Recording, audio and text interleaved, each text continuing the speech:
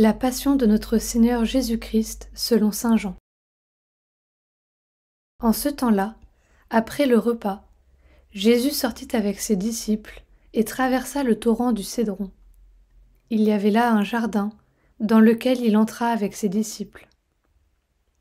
Judas, qui le livrait, connaissait l'endroit lui aussi, car Jésus et ses disciples s'y étaient souvent réunis.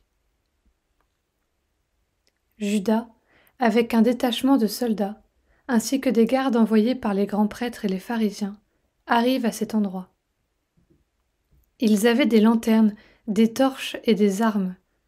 Alors, Jésus, sachant tout ce qui allait lui arriver, s'avança et leur dit : « Qui cherchez-vous ? » Ils lui répondirent : « Jésus, le Nazaréen. » Il leur dit : « C'est moi, je le suis. » Judas, qui le livrait, se tenait avec eux. Quand Jésus leur répondit : « C'est moi, je le suis », ils reculèrent et ils tombèrent à terre.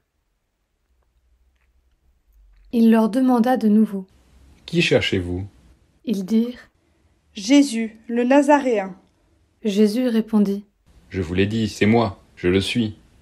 Si c'est bien moi que vous cherchez, ceux-là, laissez-les partir. » Ainsi s'accomplissait la parole qu'il avait dite : « Je n'ai perdu aucun de ceux que tu m'as donnés. » Or, Simon-Pierre avait une épée. Il la tira, frappa le serviteur du grand prêtre et lui coupa l'oreille droite. Le nom de ce serviteur était Malchus. Jésus dit à Pierre : « Remets ton épée au fourreau. La coupe que m'a donnée le Père, vais-je refuser de la boire ?» Alors la troupe, le commandant et les gardes juifs se saisirent de Jésus et le ligotèrent. Ils l'emmenèrent d'abord chez Anne, beau-père de Caïphe, qui était grand prêtre cette année-là. Caïphe était celui qui avait donné aux Juifs ce conseil : il vaut mieux qu'un seul homme meure pour le peuple. Or, Simon-Pierre, ainsi qu'un autre disciple, suivaient Jésus. Comme ce disciple était connu du grand prêtre, il entra avec Jésus dans le palais du grand prêtre. Pierre se tenait près de la porte, dehors. Alors, l'autre disciple, celui qui était connu du grand prêtre, sortit, dit un mot à la servante qui gardait la porte, et fit entrer Pierre. Cette jeune servante dit alors à Pierre : « N'es-tu pas, toi aussi, l'un des disciples de cet homme ?» Il répondit : « Non, je ne le suis pas. » Les serviteurs et les gardes se tenaient là. Comme il faisait froid, ils avaient fait un feu de braise pour se réchauffer. Pierre était avec eux, en train de se chauffer. Le grand prêtre interrogea Jésus sur ses disciples et sur son enseignement. Jésus lui répondit : « Moi j'ai parlé au monde ouvertement. J'ai toujours enseigné à la synagogue et dans le temple, là où tous les Juifs se réunissent, et je n'ai jamais parlé en cachette. Pourquoi m'interroges-tu ? Ce que je leur ai dit, demande-le à ceux qui m'ont entendu. Eux savent ce que j'ai dit. » À ces mots, un des gardes qui était à côté de Jésus lui donna une gifle en disant : « C'est ainsi que tu réponds au grand prêtre ? » Jésus lui répliqua : « Si j'ai mal parlé, montre ce que j'ai dit de mal. Mais si j'ai bien parlé, pourquoi me frappes-tu ? » Anne l'envoya, toujours ligotée, au grand prêtre Caïphe. Simon-Pierre était donc en train de se chauffer. On lui dit : « N'es-tu pas, toi aussi, l'un de ses disciples ?» Pierre le nia et dit : « Non, je ne le suis pas. » Un des serviteurs du grand prêtre, parent de celui à qui Pierre avait coupé l'oreille, insista : « Est-ce que moi, je ne t'ai pas vu dans le jardin avec lui ?» Encore une fois, Pierre le nia. Et aussitôt, un coq chanta. Alors on emmène Jésus de chez Caïphe au prétoire. C'était le matin. Ceux qui l'avaient amené n'entrèrent pas dans le prétoire, pour éviter une souillure et pouvoir manger l'agneau pascal. Pilate sortit donc à leur rencontre et demanda : « Quelle accusation portez-vous contre cet homme ?» Ils lui répondirent : « S'il n'était pas un malfaiteur, nous ne t'aurions pas livré cet homme. » Pilate leur dit : « Prenez-le vous-même et jugez-le suivant votre loi. » Les Juifs lui dirent: Nous n'avons pas le droit de mettre quelqu'un à mort. Ainsi s'accomplissait la parole que Jésus avait dite pour signifier de quel genre de mort il allait mourir. Alors Pilate rentra dans le prétoire. Il appela Jésus et lui dit: Es-tu le roi des Juifs? Jésus lui demanda: Dis-tu cela de toi-même, ou bien d'autres te l'ont dit à mon sujet? Pilate répondit: Est-ce que je suis juif, moi? Ta nation et les grands prêtres t'ont livré à moi. Qu'as-tu donc fait? Jésus déclara: Ma royauté n'est pas de ce monde. Si ma royauté était de ce monde, j'aurais des gardes qui se seraient battus pour que je ne sois pas livré aux Juifs. En fait, ma royauté n'est pas d'ici. Pilate lui dit: Alors, tu es roi? Jésus répondit: C'est toi-même qui dis que je suis roi. Moi je suis né, je suis venu dans le monde pour ceci, rendre témoignage à la vérité. Quiconque appartient à la vérité écoute ma voix. Pilate lui dit: Qu'est-ce que la vérité? Ayant dit cela, il sortit de nouveau à la rencontre des Juifs et il leur déclara: Moi, je ne trouve en lui aucun motif de condamnation. Mais, chez vous, c'est la coutume que je vous relâche quelqu'un pour la Pâque. Voulez-vous donc que je vous relâche le roi des Juifs? Alors ils répliquèrent en criant: Pas lui, mais Barabbas. Or, ce Barabbas était un bandit. Alors Pilate fit saisir Jésus pour qu'il soit flagellé. Les soldats tressèrent avec des épines une couronne qu'ils lui posèrent sur la tête, puis ils le revêtirent d'un manteau pourpre. Ils s'avançaient vers lui et ils disaient: Salut à toi, roi des Juifs. Et ils le giflaient. Pilate, de nouveau, sortit dehors et leur dit: Voyez, je vous l'amène dehors pour que vous sachiez que je ne trouve en lui aucun motif de condamnation. Jésus donc sortit dehors, portant la couronne d'épines et le manteau pourpre. Et Pilate leur déclara: Voici l'homme. Quand ils le virent, les grands prêtres et les gardes se mirent à crier. Crucifie-le, crucifie-le. Pilate leur dit: Prenez-le vous-même et crucifiez-le. Moi, je ne trouve en lui aucun motif de condamnation. Ils lui répondirent: Nous avons une loi, et suivant la loi, il doit mourir parce qu'il s'est fait fils de Dieu. Quand Pilate entendit ces paroles, il redoubla de crainte. Il rentra dans le prétoire et dit à Jésus: D'où es-tu? Jésus ne lui fit aucune réponse. Pilate lui dit alors: Tu refuses de me parler à moi? Ne sais-tu pas que j'ai pouvoir de te relâcher et pouvoir de te faire crucifier? Jésus répondit: Tu n'aurais aucun pouvoir sur moi si tu ne l'avais reçu d'en haut. C'est pourquoi celui qui m'a livré à toi porte un péché plus grand. Dès lors, Pilate cherchait à le relâcher.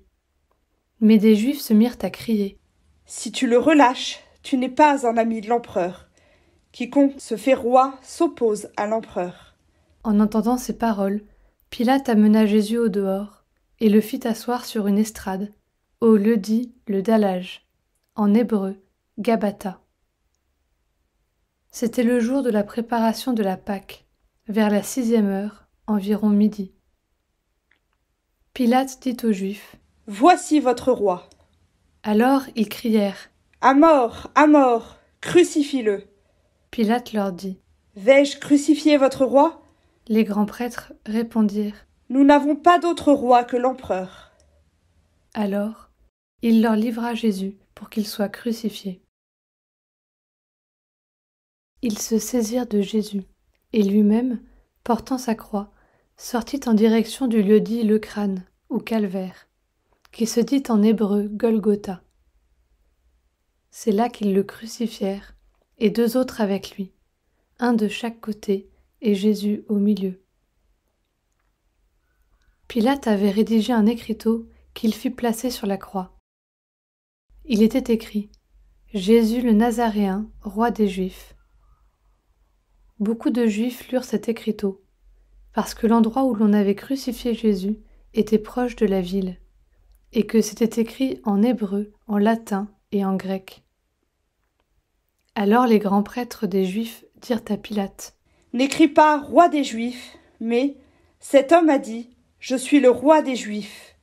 Pilate répondit: Ce que j'ai écrit, je l'ai écrit. » Quand les soldats eurent crucifié Jésus, ils prirent ses habits. Ils en firent 4 parts, une pour chaque soldat. Ils prirent aussi la tunique. C'était une tunique sans couture, tissée tout d'une pièce de haut en bas. Alors ils se dirent entre eux: « Ne la déchirons pas. Désignons par le sort celui qui l'aura. » Ainsi s'accomplissait la parole de l'Écriture. Ils se sont partagés mes habits. Ils ont tiré au sort mon vêtement. C'est bien ce que firent les soldats. Or, près de la croix de Jésus, se tenait sa mère et la sœur de sa mère, Marie, femme de Cléophas, et Marie-Madeleine. Jésus, voyant sa mère, et près d'elle le disciple qu'il aimait, dit à sa mère: « Femme, voici ton fils. » Puis il dit au disciple: « Voici ta mère. » Et à partir de cette heure-là, le disciple l'a pris chez lui. Après cela, sachant que tout désormais était achevé, pour que l'Écriture s'accomplisse jusqu'au bout, Jésus dit: « J'ai soif. » Il y avait là un récipient plein d'une boisson vinaigrée. On fixa donc une éponge remplie de ce vinaigre à une branche d'hysope, et on l'approcha de sa bouche. Quand il eut pris le vinaigre, Jésus dit: « Tout est accompli. » Puis, inclinant la tête, il remit l'esprit.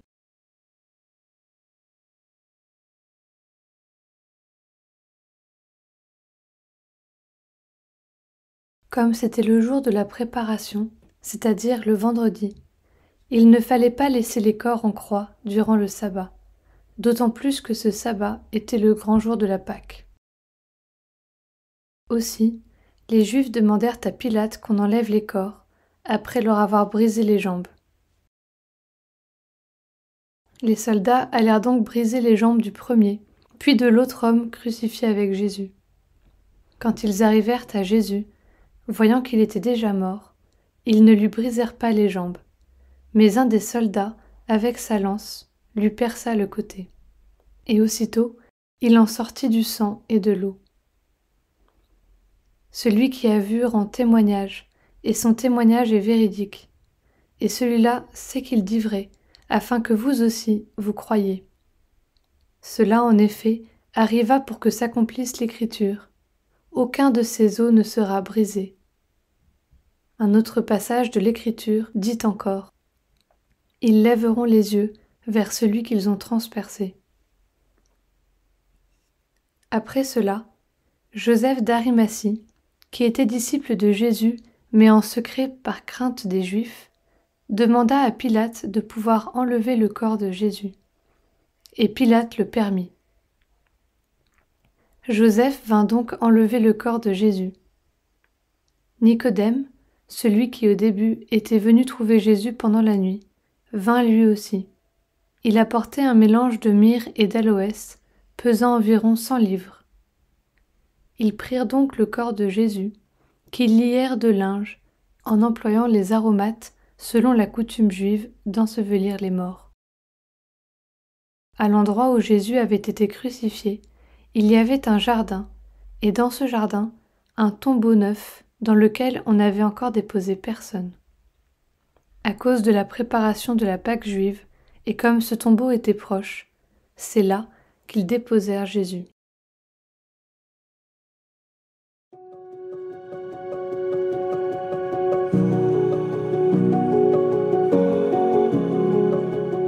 Le vendredi saint et la lecture du grand récit de la Passion nous font entrer aujourd'hui dans le silence et la solitude.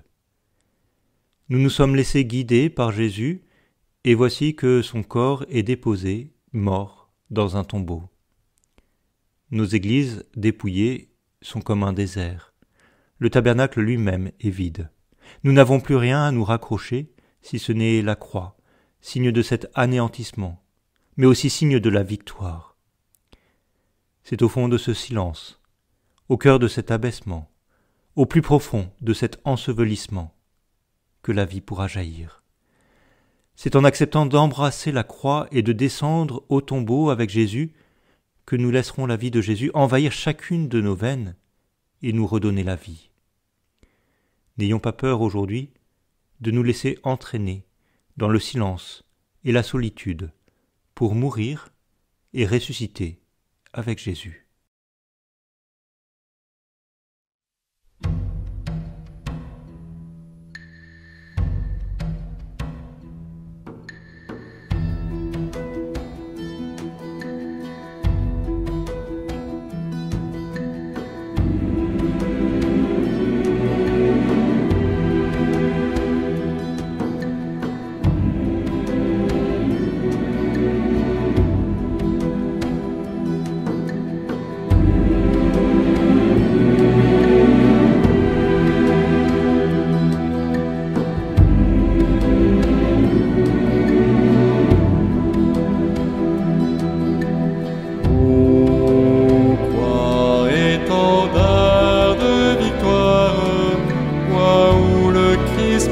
De vie, pour nous se livre à la mort. Aujourd'hui s'accomplit notre salut.